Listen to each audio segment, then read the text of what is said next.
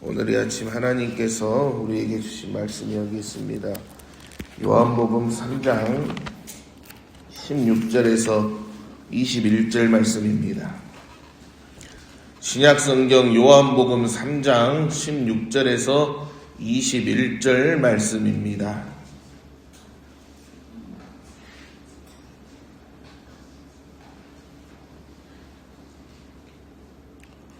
제가 한 절, 여러분이 한 절 교독하시겠습니다. 하나님이 세상을 이처럼 사랑하사 독생자를 주셨으니 이는 그를 믿는 자마다 멸망하지 않고 영생을 얻게 하려 하심이라.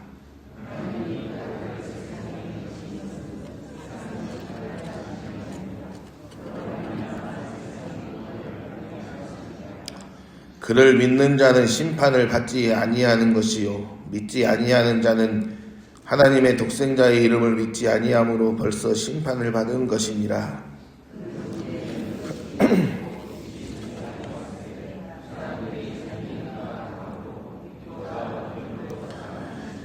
악을 행하는 자마다 빛을 미워하여 빛으로 오지 아니하나니 이는 그 행위가 드러날까 함이요 진리를 따르는 자는 빛으로 오나니 이는 그 행위가 하나님 안에서 행한 것임을 나타내려 함이라 하시니라.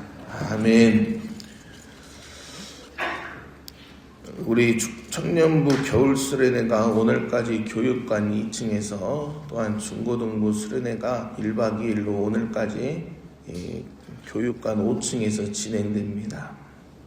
많이 기도해 주시기 바랍니다. 우리 중고등부 애들이 교회에서 자고 대표로 이렇게 새벽 예배를 나왔네요. 저 뒤에 4명, 앞에 4명. 감사합니다. 여러분, 오늘 아침 우리는 아주 익숙한 말씀을 함께 나누려고 합니다. 바로 요한복음 3장 16절 말씀입니다. 너무나도 우리에게 익숙한 말씀이죠. 눈 감고도 우리가 알 수 있어요. 하나님께서 세상을 이처럼 사랑하사. 하나님께서 세상을 이처럼 사랑하사. 너무 많이 들어서 어쩌면 너무나도 익숙해서 우리가 이 말씀의 깊이를 잘 느끼지 못하는 말씀일 수도 있습니다. 오늘 우리가 말씀을 함께 나누면서 정말로 이 말씀의 깊이를 다시 한번 돌아보고 하나님의 사랑 앞에 감사할 수 있는 저와 여러분이 되기를 간절히 소망합니다. 우리는 살아가면서 늘 자격을 요구받습니다. 시험에 합격할 자격, 인정받을 자격, 사랑받을 자격, 대접받을 자격. 그래서인지 어느 순간 신앙생활을 하면서도 우리도 모르게 이런 생각을 하게 됩니다. 내가 이만큼은 해야 하나님이 나를 사랑하시겠지. 내가 이만큼은 해야 하나님이 나를 사랑하시겠지. 내가 기도를 좀 덜 하거나 마음이 흔들릴 때면 하나님이 나에게 실망하셨을 거야.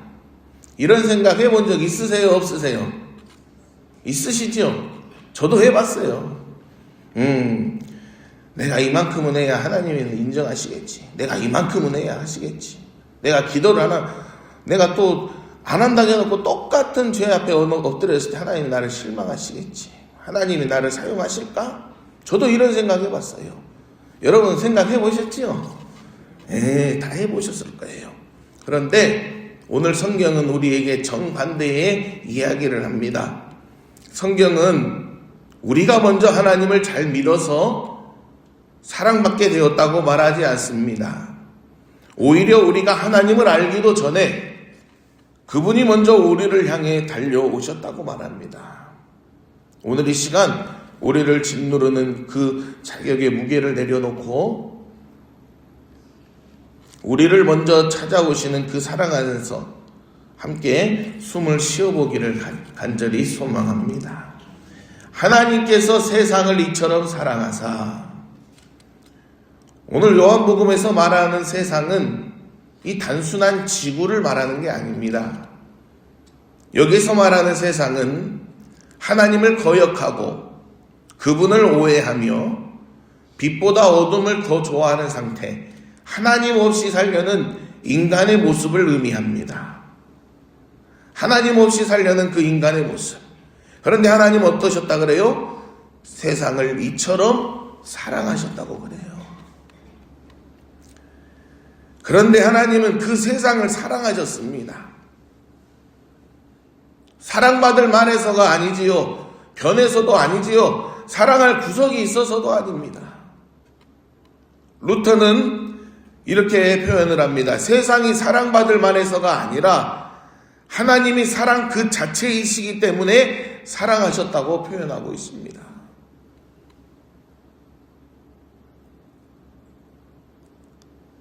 하나님의 사랑은 조건부가 아닙니다. 우리가 아직 죄인 되었을 때에, 우리가 여전히 하나님을 오해하고 있었을 때에도 그 사랑은 이미 시작되었다는 것이지요. 우리가 하나님을 사랑하기 전에 하나님이 우리를 사랑하셨습니다. 그래서 신학자 칼바르트는 이를 가리켜서 하나님의 단호한 예스라고 표현했습니다. 우리가 우리 자신에게 노라고 말하고 싶을 때조차 하나님은 우리를 향해서 예스, 나는 여전히 너를 사랑한다고 말씀하신다는 거예요. 여러분, 그 사랑의 증거가 뭡니까? 3장 16절 뒤에 바로 나오죠. 하나님이 세상을 이처럼 사랑하사 누구를 주셨어요? 독생자를 주셨다고 말합니다. 독생자, 바로 독생자를 주신 겁니다. 자격만할 만한 사람이 아니에요. 우리가 자격받을 만한 자격이 있는 것도 아니고 사랑받을 만한 것도 아니고 변해서도 아니에요. 사랑할 구석이 없어요. 그런데도 하나님은 우리를 사랑하신대요. 하나님이 사랑하셔서 우리에게 뭘 주셨다는 거예요? 그 사랑의 증거가 바로 독생자를 주신 거예요. 말로만 하는 사랑이 아니에요. 가장 귀한 것을 우리에게 주셨습니다. 독생자가 여러분 무슨 뜻입니까? 유일무이한 아들이라는 뜻이에요. 대체 불가능한 존재라는 뜻입니다. 하나님께서 아무나 우리에게 보내주신 게 아니에요. 세상 그 무엇과도 대체 불가능한 예수님을 저와 여러분에게 보내주셨습니다. 자신의 생명과도 같은, 심장과도 같은 그 아들을 우리에게 보내주셨다는 거예요. 저와 여러분을 살리기 위해서 우리에게 주셨다는 거예요.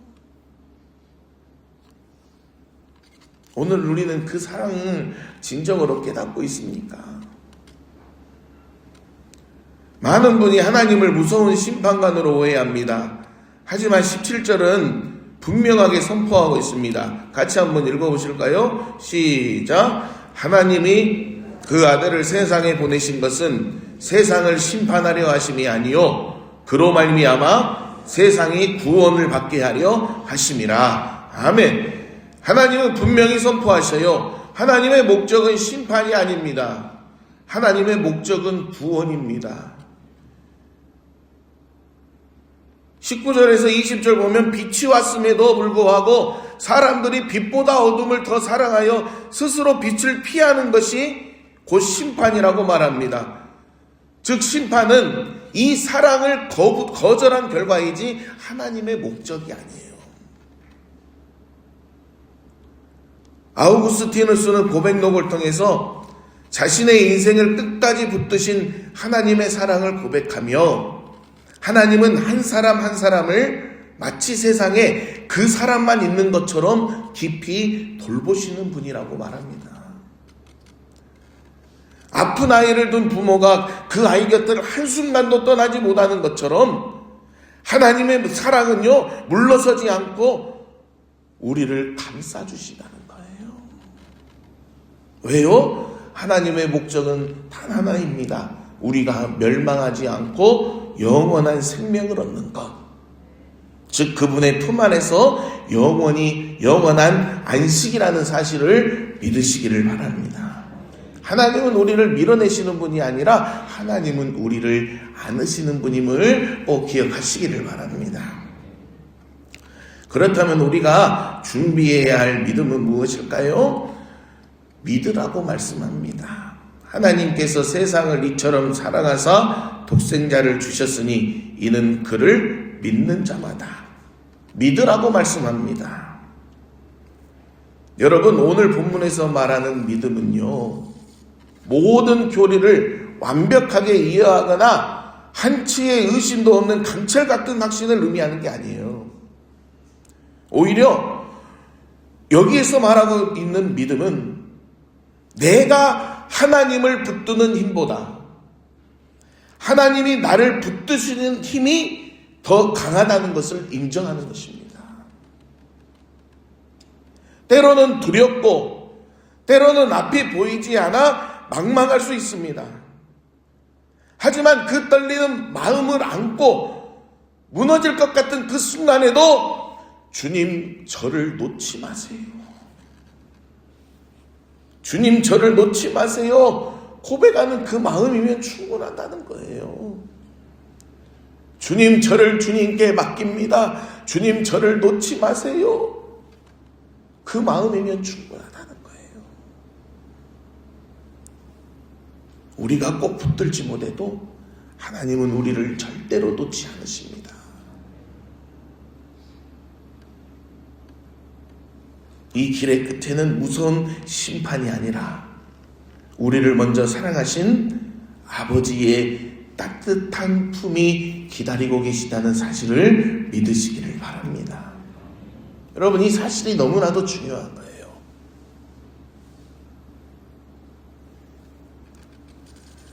사랑하는 성안교회 가족 여러분, 여러분의 마음은 어디에 머물고 있습니까? 21절에 보면 진리를 따르는 자는 빛으로 온다고 말합니다. 빛으로 온다는 것은 완벽해서가 아니에요.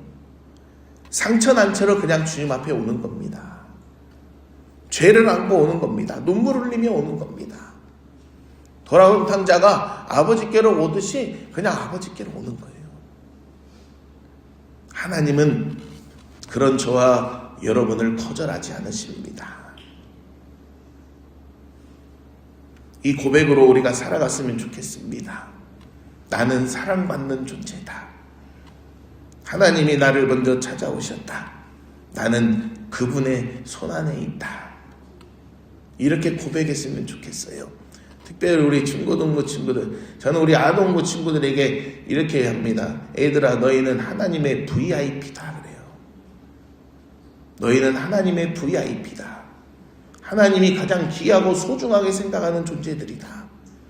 그래서 하나님이 예수님을 이 땅에 보내시고 너희를 대신해서 십자가에 죽게 하셨다. 너희가 그렇게 소중한 존재다.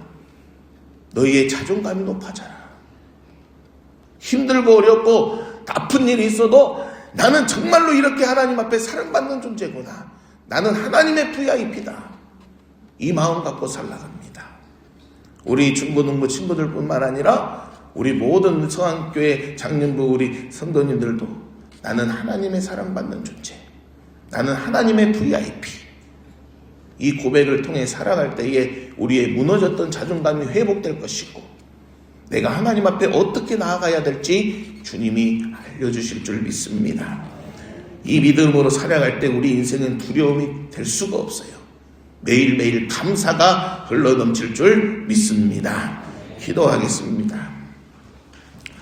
하나님이 세상을 이처럼 사랑하사 독생자를 주셨으니 이는 그를 믿는 자마다 멸망하지 않고 영생을 얻게 하려 하심이라. 하나님, 이 말씀 앞에 조용히 우리의 모습을 대봅니다. 하나님이 우리를 먼저 사랑하셨고 하나님이 우리를 사랑하셔서 독생자를 우리에게 주셨습니다. 우리가 얼마나 연약하고 비열하고 교만한지 알면서도 하나님은 우리를 위해 아낌없이 다 내어주셨습니다. 하나님, 정말로 우리를 얼마나 소중하게 생각하시는지 그 사랑을 알게 됩니다. 그 사랑에 감사하며 오늘 이 아침 주님 저를 놓지 마세요. 주님께 저를 맡깁니다. 주님 사랑합니다. 우리가 기도하며 나아갈 때에 심령마다 안아주시고 심령마다 위로와 회복의 시간이 되게 하여 주시옵소서. 아버지 귀한 예물 또한 주님 앞에 올려드립니다. 1,000번째 드리는 손길들 기억하시고 하나님 간구하는 기도의 제목이 있사오니 주의 손에 붙드시고 인도하여 주시옵소서. 특별히 새벽을 깨어 주님 앞에 나온 사랑하는 우리 중고등부 친구들이 있습니다. 하나님 사랑하는 아이들 안아주시고 하늘의 지혜와 명철함을 허락하여 주시옵소서. 하나님께 사랑받는 존재, 하나님의 VIP임을 우리 아이들이 깨닫게 하시고 하나님 앞에 감사하는 마음으로 예배자로 아버지 나아가게 하여 주시옵소서. 아버지 함께 하소서. 영광 받으소서. 예수님의 이름으로 기도드리옵나이다. 아멘.